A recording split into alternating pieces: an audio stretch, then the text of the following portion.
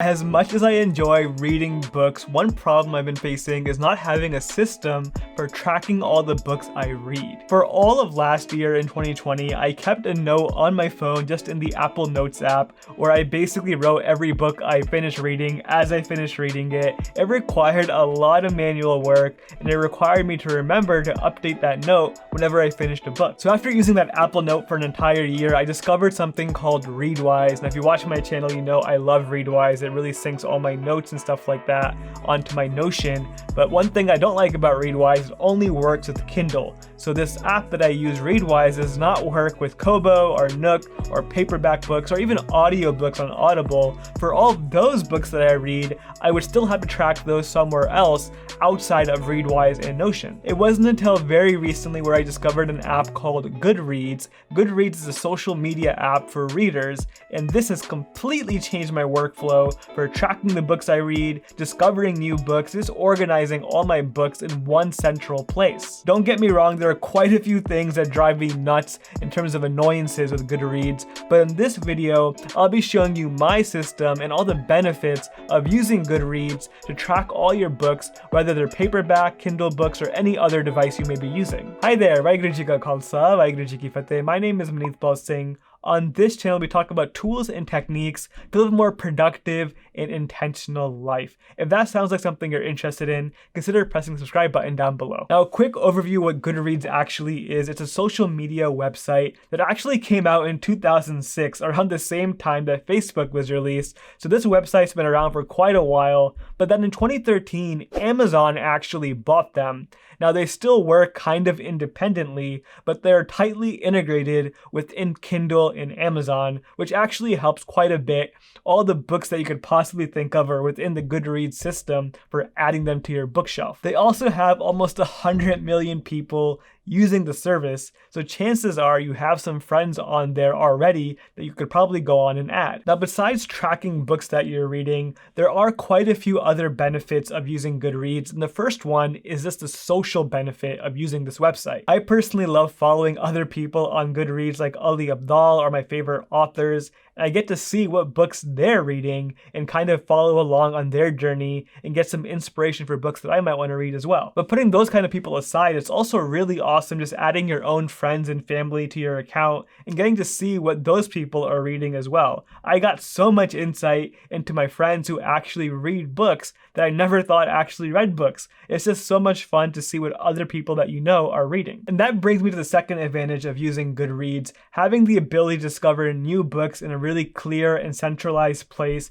is really, really awesome. When I started using Goodreads a few months ago, I actually got so many recommendations from people I followed. It was kind of crazy to find all the books I've never heard of, but all these people that I know were reading. I know for me, prior to using Goodreads, finding good books to read was actually quite a challenge. I would have to go on YouTube and search for other people who read books like business and nonfiction books, things that I enjoyed. It was really hard to find good recommendations, or I would often hear them on a podcast or a TV show or something like that. Those kind of books would interest me and I'd add them to my Amazon shopping cart. But having Goodreads has really changed the way I find new books. I really just follow people who I know have similar interests to me, and I get so many recommendations from them. And I'm sure other people are finding recommendations through me too. Now, the real advantage of using Goodreads, though, is not really the social side or the discovery side. Where it really comes into play is tracking your books. Now, like I mentioned, Goodreads is owned by Amazon, so they have a very tight integration with the Kindle. There's actually a button right on the Kindle you can press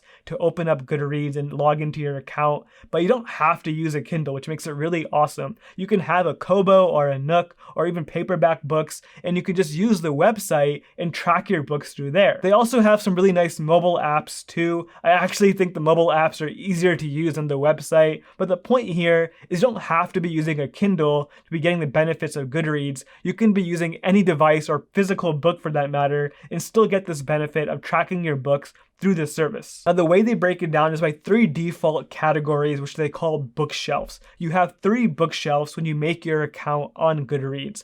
The first one are the books that you've already read. When you first make your account, you'll actually be importing all your Amazon book purchases or Kindle purchases in a nice, easy way so you can mark the ones that you've actually read, and those books will be added onto your profile, onto your read bookshelf. This is really cool to have a digital version of your bookshelf, especially if you have physical books as well as digital books. You can have them all in one nice, easy place to find. And as you're doing this, you can actually rate all the books too, which makes it really awesome to go back and sort through later on. If you want to find all your 5-star books, you can do that very easily. There's also a rating system where you can leave reviews for books. I actually find these reviews to be pretty trustworthy and they're awesome compared to the ones on Amazon. So that's also a really cool system. If you want to contribute to the review system, you can add in your reviews for all the books that you've read as well. And one more thing that I've been doing now since I've been using Goodreads for a few months is as I finish new books, I'm actually adding in the completion date onto the Goodreads site as well. And now I can see all the books I've read in this year alone as well as last year. You can go in and add the finished reading date to all the books. This makes it so much easier having them all in one place rather than tracking them on a note on your phone or something like that. You have them in a place where they're all together on a website where they're meant to be. And again, if you're using the Kindle, you could actually automatically do this. When you finish a book on your Kindle, it gives you the option to mark it as read in Goodreads. That automation is awesome. The other really cool feature of having this bookshelf of all the books that you've read is you can actually set challenges for yourself. Right now, for me in 2021, I have a challenge for myself to read 24 books, which is about 2 books every month. And because I had this on my profile, it has this little progress bar that keeps filling up as I complete new books. It just gamifies the whole process. It just makes it so much fun to use. Now, the second bookshelf that you have over here is your currently reading bookshelf. I like to read more than one book at a time. If you're reading on a Kindle or any other e-reader, it's really easy to download multiple books and kind of hop between them depending what mood you're in. I love having this currently reading section in my Goodreads account because I can have all the books I'm currently reading across all my devices as well as my physical books all in one place. It's also kind of cool to have people see what you're reading actively as well. People could go on my profile and see all the books I'm currently reading, and I can do the same for other people too. And if you really wanted to, you can mark your progress through each book as well. It's all a little bit overkill, but it's actually really fun to have this social element again and have this one bookshelf that only has the books that you're currently reading. It's also really handy to have this because I can go back and see which books I haven't finished yet, especially my old Kindle books that I got a long time ago that I may have started but never got around to finishing. They're still in this bookshelf in Goodreads, so I know they're still there and I can go back and finish them whenever I want to. Now, my favorite bookshelf though is this third category, which is the want to read bookshelf. This bookshelf has completely changed the way I find recommendations and store them for a way to get back to them later. Prior to using Goodreads, here's what I would do. When I got a recommendation for a new book, again from a friend or from a podcast or a YouTube video, whatever it may have been, I would either buy the book right away on Amazon and have it delivered to my Kindle, or the second thing I would do is add it to my Amazon shopping cart and save it for later. This system never worked for me. I still have a bunch of books that I bought that I wanted to read at the time, but never got around to doing. Then also my Amazon shopping cart, I always clear that cart out, or I buy something else or something changes. I always lose track of that cart. So these books that I wanted to read or got recommended to always get lost, or I buy them, I don't actually want to read them right away, I just waste money like that. It was never really an effective system. While using Goodreads though, you can search for a book on their website and you can add it to your want to read bookshelf. This is really, really handy because you can just keep adding as many books as you possibly could think of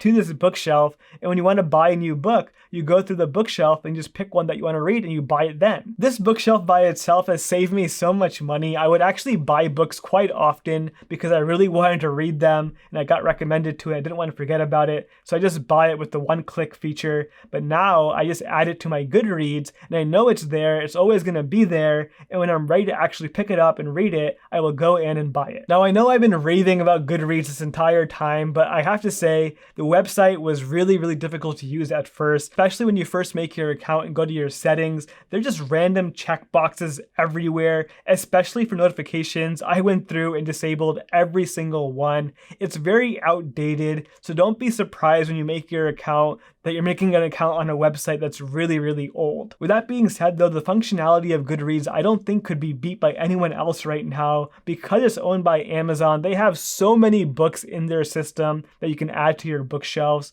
If you know another website that I don't know about, please let me know in the comments down below. I would be more than happy to check it out. Down below I also have a link to my Goodreads profile if you're interested in checking it out and seeing what it looks like. Also on the screen right now I have a video about physical books versus Kindles. If you still use physical books, I would challenge you to try out using an e-reader like a Kindle. I really think it'll make a big difference in your life. Check out that video that explains all the reasons why. Thanks so much for watching. I'll see you next time.